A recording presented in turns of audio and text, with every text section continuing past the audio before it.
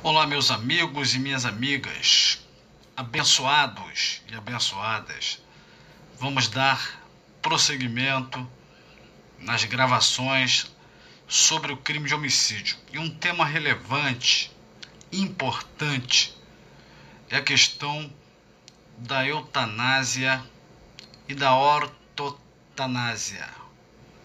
Porque a eutanásia é considerado homicídio privilegiado porque praticado por motivo de relevante valor moral.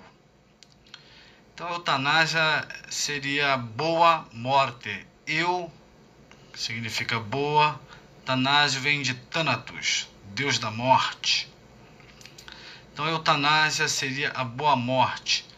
É quando se depara com um doente com uma doença incurável, não necessariamente está em estado terminal e muitas vezes nem está desenganado, apenas está com uma doença grave, incurável,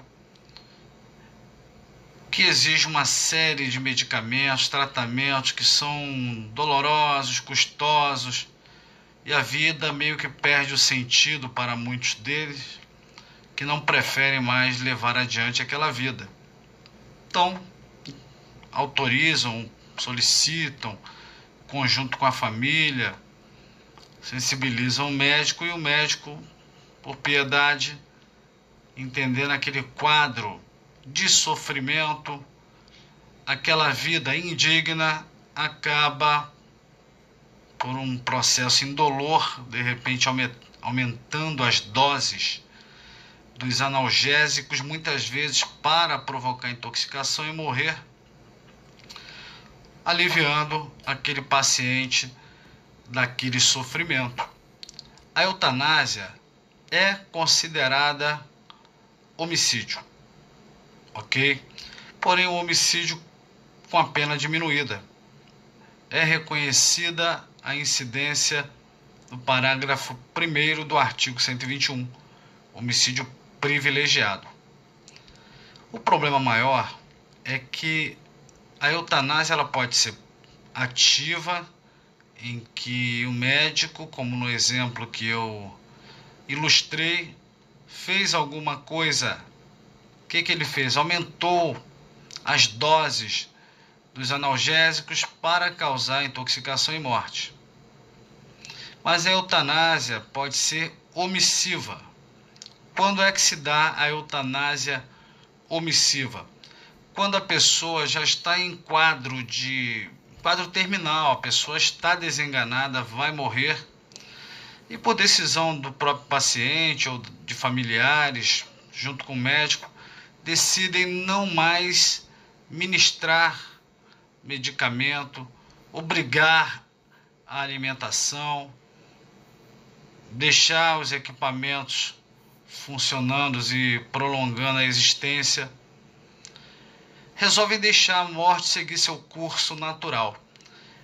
Essa é chamada de eutanásia passiva. Por que passiva? Porque o médico não faz algo para abreviar a vida.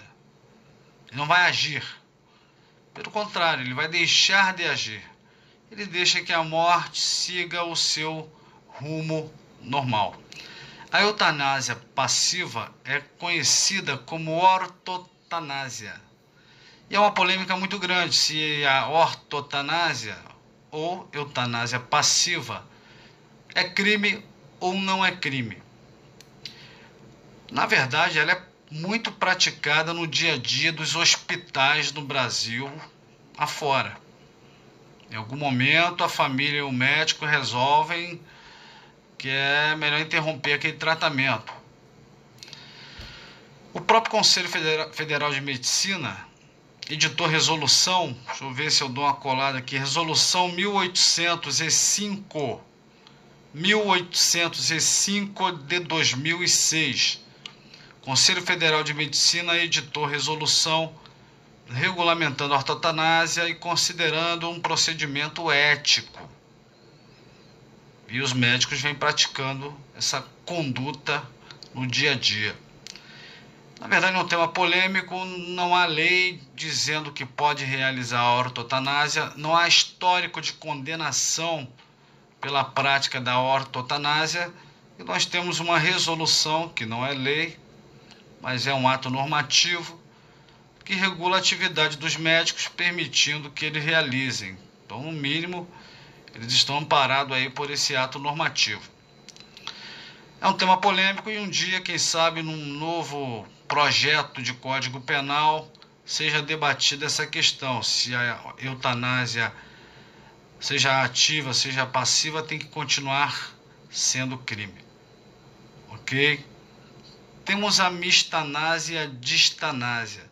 A distanásia, ninguém está matando ninguém, pelo contrário, está prolongando a vida, mas prolongando a vida sofrida, prolongando o sofrimento. Então você não tem aí homicídio, porque você não está matando, pelo contrário, está prolongando a vida. Pode ser que haja o dolo de causar esse sofrimento, aí podemos até pensar talvez aí numa tortura, não sei, também é discutível. E a mistanásia é a morte antecipada pelo descaso social. Quantas vidas se perdem por omissão de socorro, por hospitais que não têm condição e os pacientes morrem na fila do hospital. Então a mistanásia tem a ver com a miséria, que acarreta muitas mortes. Muitas mortes não ocorreriam se não houvesse esse quadro de miséria. Então falamos em eutanásia, ortotanásia, distanásia e mistanásia. Um abraço!